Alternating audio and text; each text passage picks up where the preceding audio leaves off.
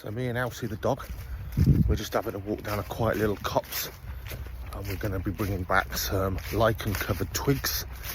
A little bit early really, but as much leaf litter, oak leaf litter, that kind of stuff that we can find, because those two things are probably one of the best keys to keeping your little invertebrate scavengers like your millipedes and woodlice, for want of better specific terms. They will eat as much lichen as you can give them. They absolutely thrive on it. And then of course you can substitute that with other stuff, more prepared diet, as well as fruit and veg. But if you've got a good deep composting leaf litter layer and you regularly put in those lichens, they'll literally clean the twigs off and you can remove them. And the leaf litter, it's actually very organic. Do I cook it or microwave it? No, I don't. In fact, if you microwave a lot of leaf litter or rotten wood, it takes an awful lot before you can't actually see things in there living. It's quite surprising. Hold on, whoa.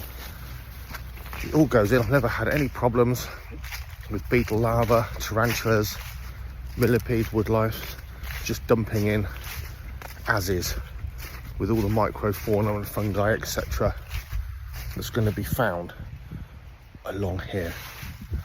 So we'll have a little walk. The dog's really happy about that. We'll find a nice big old patch of leaves under a big old tree, and we'll take them home, and we're going to relocate or rehouse some of our millipedes. We've certainly got too many. A friend's given me some more, too many in one container. So we're going to upgrade them a little bit and set them up in a nice new home. Now you might be saying, well Dave, you're lucky.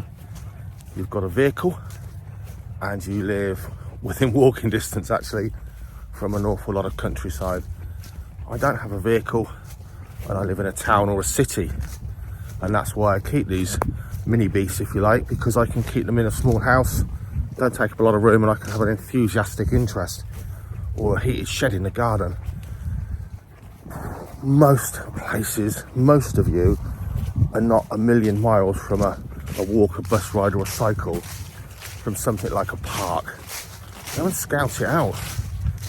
No one's going to mind you picking up dead leaves in the park. I really don't think in most places at this time of year, because you know what, one of the worst jobs I think for gardeners is the absolute volume of leaves that are falling off those deciduous trees at this time of year, clearing them up to make the park look tidy.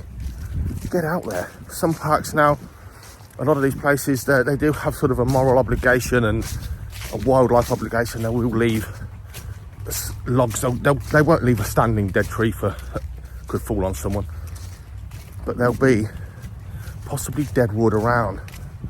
Take your rucksack, pinch a chunk. Who's going to know? I don't think you're going to have any problem, and it's certainly, you can really make, you can actually, like some kind of strange alchemist, you can play around with different leaves, different substrates, and you can make such good substrate just from the natural world. You know, we do live in the world of Facebook idiots. Someone's going to say, well, you could have left that little bit of wood for the wild woodlice. Yeah, and you could have left the glut of blackberries for the fruit fly larvae. Where do you draw the line? Harvesting from nature's bounty, don't see any problem with that at all. Harvesting from rare or, you know, scarce resources in nature, of course not. But certainly for most of us, not a problem. And again, it's going to take you outside. It's going to take you somewhere outside, which for your mental health is going to be the best possible place you can go. You just can't beat being outside, whether in a bit of countryside or a nice quiet park somewhere. So plenty of lichen covered twigs. This is what we're looking for. Blackened and brown. You know, blackened and brown oak leaves, and it's just too early. Not much about at all. Shut up. There's a good mixture in there. At the bottom here there's an awful lot of hazel, but stuff, there's a good mixture that will start us off.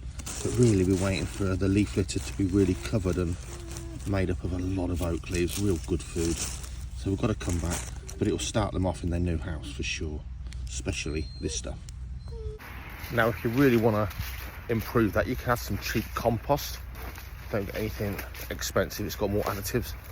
Or if you can find a big old dead oak tree lying in a field where the wood itself has become so rotten and soft that it will come off in blocks that you can sort of crush up more or less between your fingers.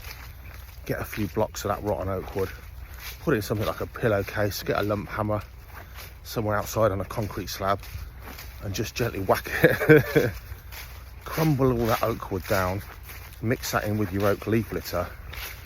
You've got a really good substrate to rear a lot of beetle larvae, and you've got a really good substrate again for your millipedes and your woodlice, your different isopods, which will absolutely thrive on that.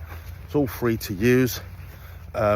Most places you go on a walk, no one's going to mind you grabbing a big old chunk of rotten oak wood.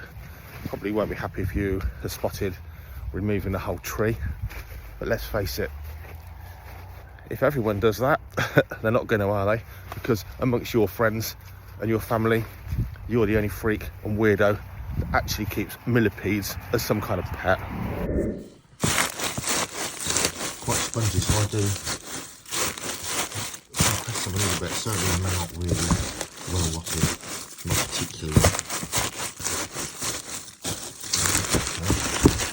A few inches.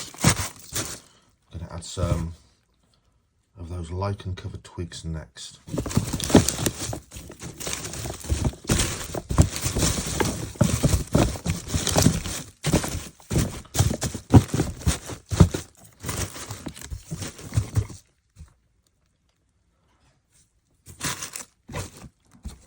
Plenty to burrow in, plenty to crawl around in, room for a little bit of extra stuff there, as well as things like a bit of crushed cuttle bone as well for them.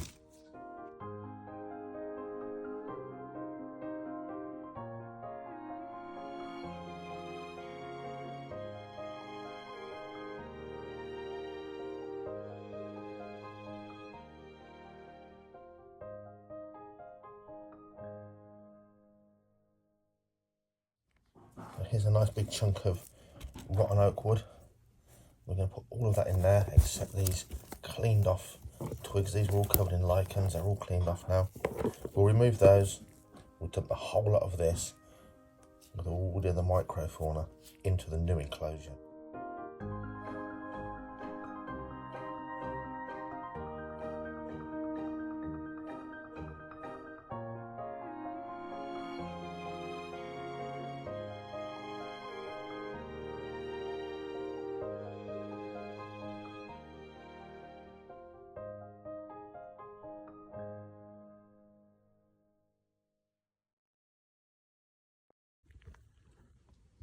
These small white isopods they've got in there on their own.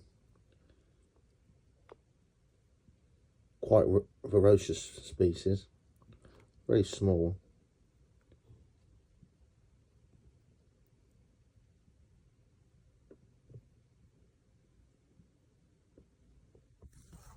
And now we can use the slightly larger tub that the millipedes came from. Base of leaf litter, some crushed oak wood and cheap compost, and then in here this population can be shipped out to pastures new. Give so many of these away, but they sure do reproduce fast. Very pretty little species.